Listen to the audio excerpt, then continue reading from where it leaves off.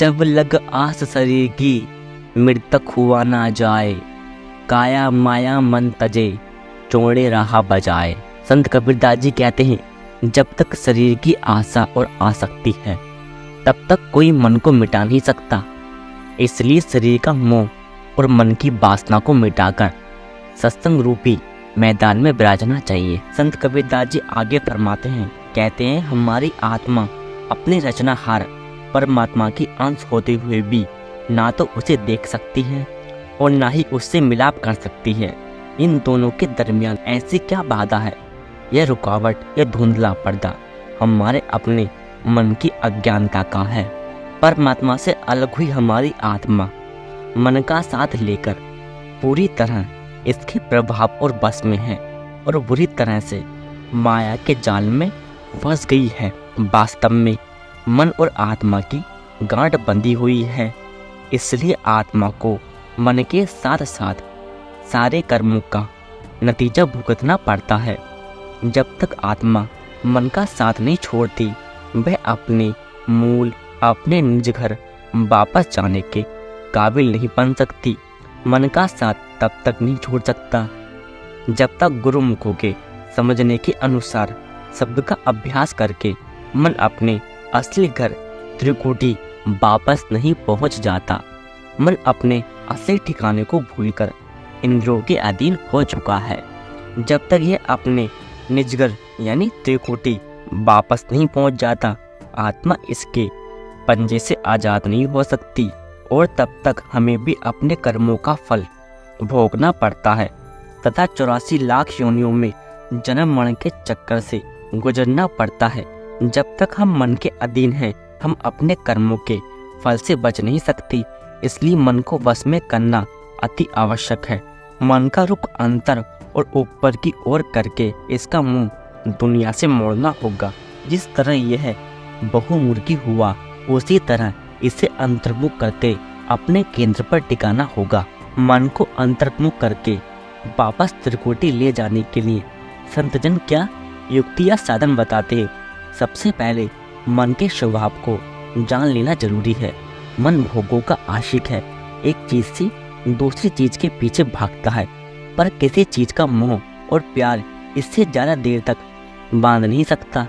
यह चंचल है, एक भोग विलास से थककर नए की खोज में भटकता फिरता है।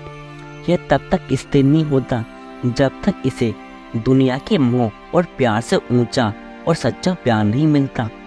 इसे नाम रूपी अमृत की मीठी लज्जत पाकर ही तृप्ति मिलेगी। एक बार उस परम सुख का स्वाद लेकर यह सदा के लिए विंध जाएगा और स्थिर हो जाएगा।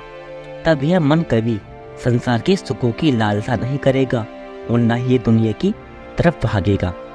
जब तक मन इस आनंद का अनुभव नहीं कर लेता तब तक इसे इंद्रियों के भोगों से निकालने में पूरी सफलता नहीं मिल सकती। ऐसा परम सुख कहाँ मिल सकता है? यह सुख नाम या शब्द में है जिसे दिव्य धुन राम आकाशवाणी यह नाम भी कहते हैं।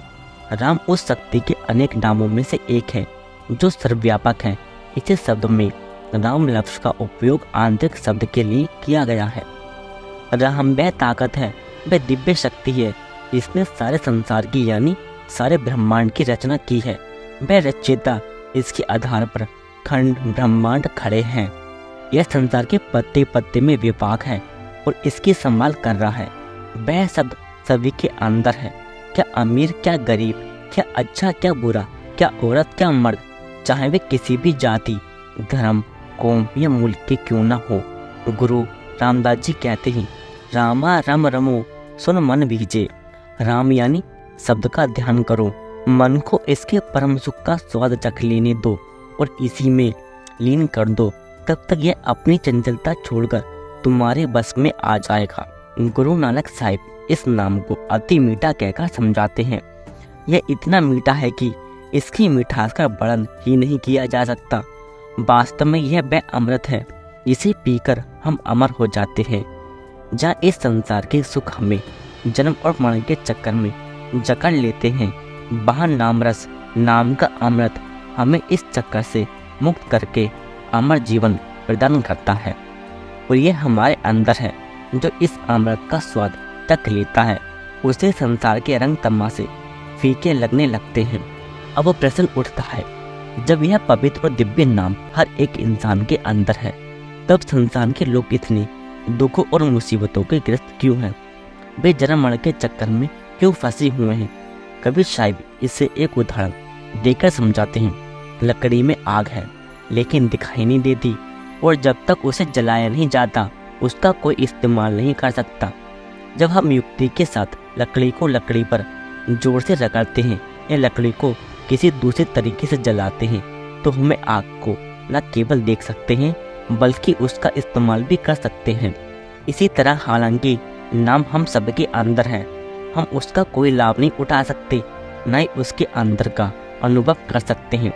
जब तक हम सतगुरु के मार्गदर्शन पर चलकर उसे पाने का यत्न नहीं करते, तब तक हम नाम से असली लाभ नहीं उठा सकते। इस नाम का प्रकाश परमात्मा ने हम सबके अंदर रखा है। इसमें ऊंच नीच का कोई भेदभाव नहीं, परमात्मा ने इसे हमारे लिए ही रखा है। लेकिन जब तक हम नाम के साथ अपने अंदर संपर्क नहीं कर लेते, हम उससे कोई लाभ नहीं उठा सकते। केवल गुरुमुखों के मार्गदर्शन पर चलकर यह नाम प्राप्त हो सकता है। जब तक हम बिना किसी शर्त के सद्गुरु के मार्गदर्शन को स्वीकार नहीं करते, हम उस पर अमल नहीं करते, तब तक किसी भी तरह के प्रयत्न, छल कपट विचार या बुद्धि के द्वारा हम इस खजाने को प्राप्त नहीं कर सकते।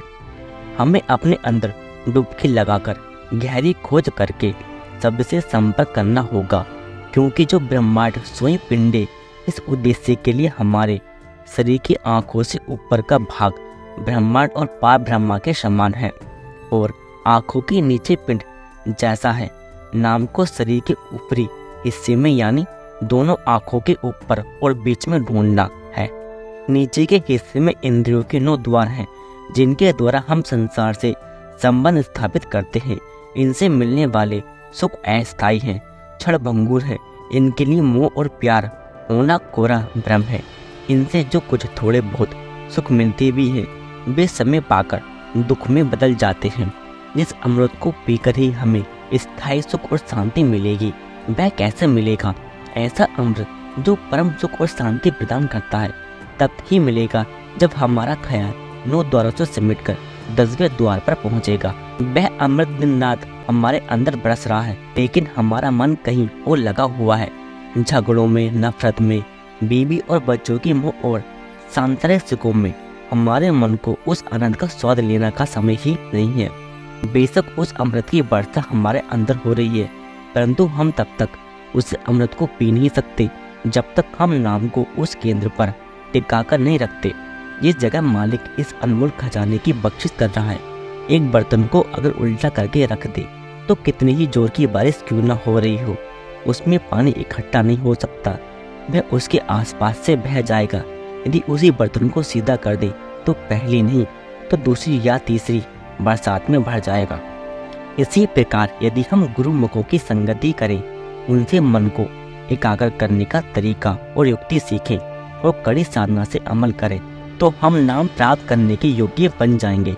इस अमृत को पीकर हम एक दिन परमात्मा से मिलाप का सुख अनुभव कर सकेंगे। फिर हम जन्म मरण के चक्कर से मुक्त हो जाएंगे।